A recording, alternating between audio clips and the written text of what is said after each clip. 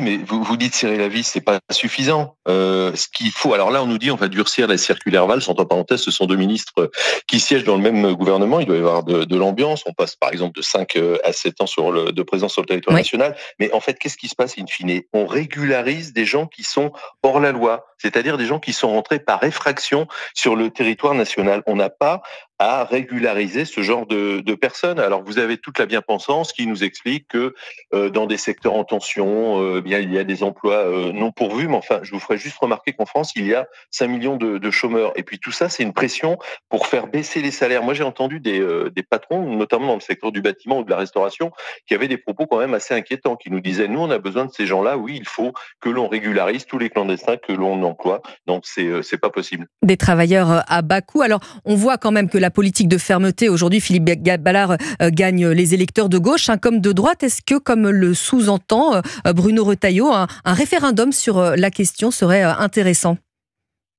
Alors, ça, c'est une très bonne question, mais le référendum, il dépend pas de lui. Moi, je vous renvoie au programme présidentiel de Marine Le Pen de 2022. On prévoyait, oui, un référendum avec des questions extrêmement précises sur la régularisation, sur surtout la naturalisation, sur l'accueil des personnes sur notre territoire national. Il n'y a rien dans notre constitution.